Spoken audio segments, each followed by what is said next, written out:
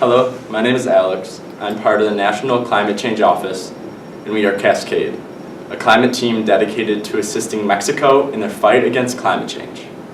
Today, we are here in Mexico City in order to present our plan of action to push climate remediation, protect all citizens of Mexico, improve the economy, as well as take action to stop further damage of the already damaged ecosystem. Now, let's introduce the rest of our team.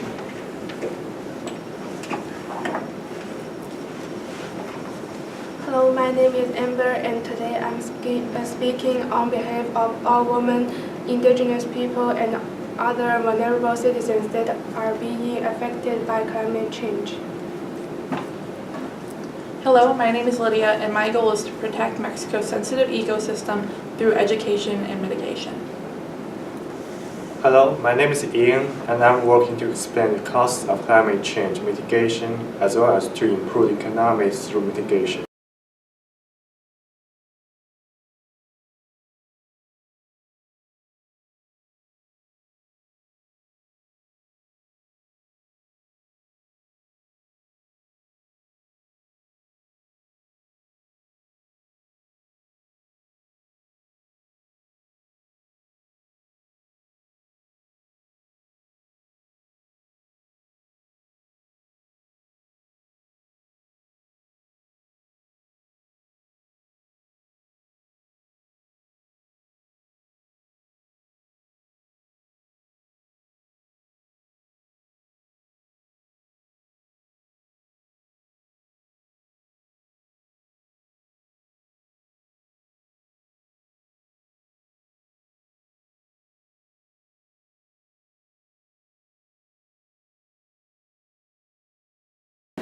Population I will be exploring include women, indigenous people, the impoverished, and the farmers.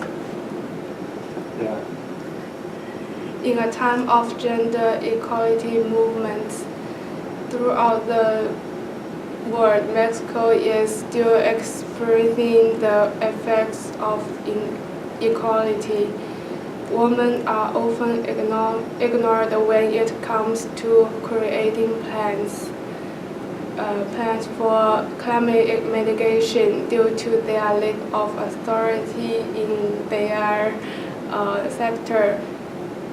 In Mexico, women are typically in charge of things such as cooking and caring for their families, especially in rural areas of Mexico. Simple tasks such as cooking can become difficult due to droughts, flooding, and extreme storms, which make many of Mexico's staple agricultural goods unobtainable. Indigenous societies are often disregarded by the Mexican government. In 2013, many legal storms came upon Mexico and destroyed many of the indigenous villages near the coast. Unfortunately, due to the large number of citizens living in poverty, the indigenous people do not have the money or resources to repair their villages or provide for their families when they are in need. They ask the federal government to not forget the remote areas where the indigenous people live, when they are helping those affected by natural disaster caused by climate change. Is there more? Yeah. All right, just wait a minute to talk. Wait till it gets to like the top of the screen. All right. To 72.3% of Mexico is living below the poverty line. Decreased crops due to extreme weather will cause the price of staple grains to rise. This will hurt the impoverished because they depend on these grains as their primary food source. Farmers are often forced to migrate due to a decrease in crops caused by extreme weather. The inability to sell crops decrease farmers' financial security and causes them to migrate in order to search for a new way of living to provide their families. 13.4% of Mexican labor force is dedicated to agriculture. Do you want to switch it in?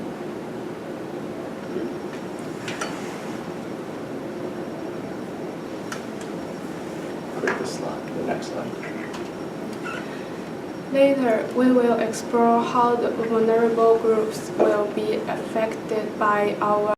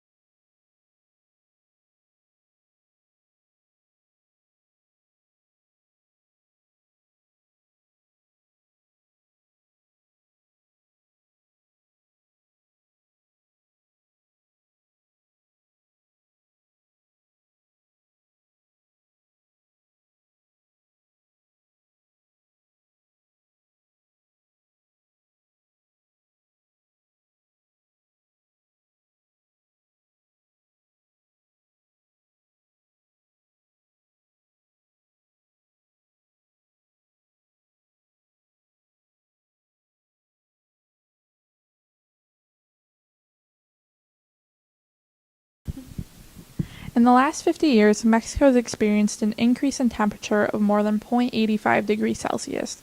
Mexico has also suffered from an increase in extreme weather such as cyclones, floods, and droughts. Today, I will be exploring the effects of climate change on Mexico's ecosystem.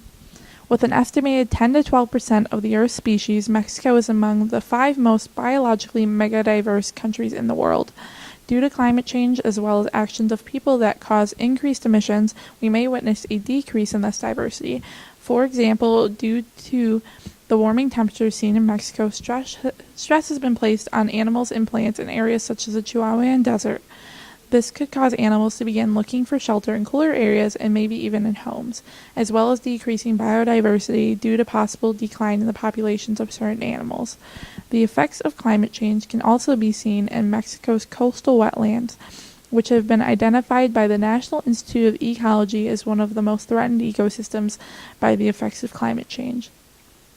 Mexico is also home to some of the largest cloud forests in the world, which are extremely sensitive due to climatic requirements.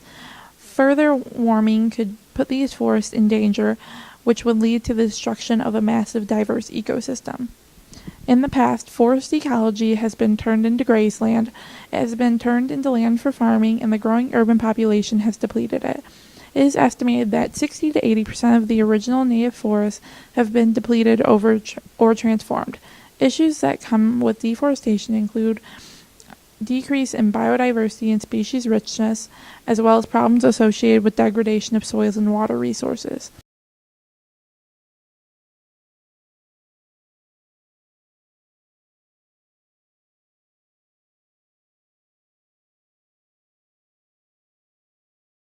The economic costs are often discarded when it comes to speaking about climate change. However, this is a very important matter, especially when trying to educate politician leaders and business owners about the need for climate change mitigation. By 2100, scientists estimated that the global sea level is likely to rise by 2.6 feet, but could rise by as much as 6.6 feet.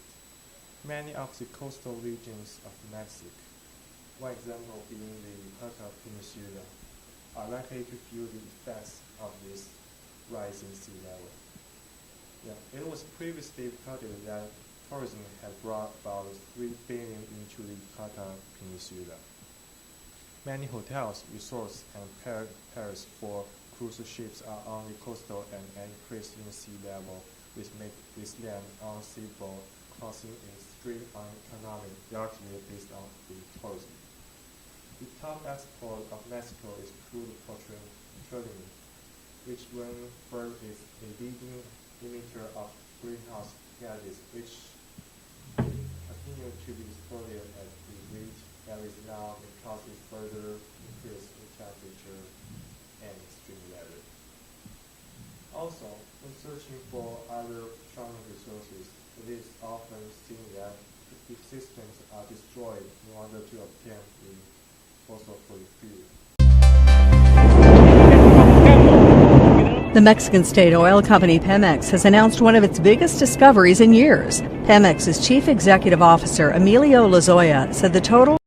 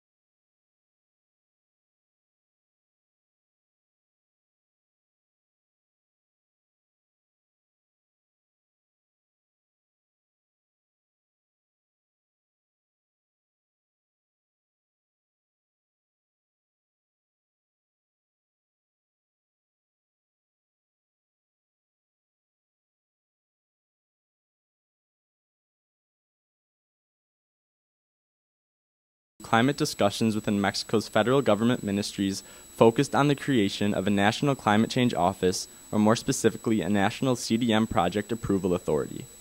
After this, the petroleum corporation Pemex, that previously supported Mexico's fight on climate change, pulled out of the movement, creating a smaller field of outreach. A big problem in Mexico's fight for climate justice is the low support for corporations and low citizen involvement. This needs to stop now. In 2005, Mexico adopted its first special program on climate change. In addition, Mexico has presented 5 national communications with their respective greenhouse gas inventories to the United Nations Framework Convention on Climate Change. The Mexican Congress unanimously approved the General Law on Climate Change, which entered into force in October of 2012. This pushed Mexico to one of the first countries to pass such a subject. These policies and actions include a cross-cutting human rights and gender perspective in order for the measures to be implemented to take into account women as important decision makers regarding energy consumption. Most recently at the Paris Conference of Parties of 2015, the government of Mexico considered adaptations to climate change as a priority to reduce the country's vulnerability. This is captured in the General Law on Climate Change, the National Strategy on Climate Change, and the Special Program on Climate Change in 2014 to 2018. This describes specific actions grouped according to planning instruments, schemes, and actions to protect, conserve, restore marine and terrestrial coastal ecosystems and their biodiversity. We will expand the Chamber of Commerce to hold workshops and a conference on sustainable production process in order to create a positive dynamic so citizens begin acting environmentally friendly. These workshops and the conference will have required attendance for all members of the production companies and those in the working class. This will generate a social norm and create a greater citizens' involvement. We will emphasize the negative effects that come from the main producers of Mexico. This will create a demand of the other products. This will be done through marketing, advertisement, outreach, and politicals. Is it fine if I'm sitting here? Yeah. All right, let's start. In order to address food production, we will implement holistic management for all agriculture. This helps farmers, ranchers, land stewards better manage agricultural resources through cattle grazing in order to reap sustainable environmental, economic, and social benefits. Holistic management allows livestock to be substituted to provide important ecosystem services like nutrient cycling when mimicking those uniquely co-evolved grasses and grazers. In regards to further forest degradation, we will provide environmental service payments to private forest owners, thereby providing a direct financial incentive for the retention of forest cover. We will also promote ecotourism, allowing the acknowledgement of the biodiversity and the respect of the earth to increase and bring money to the country as well.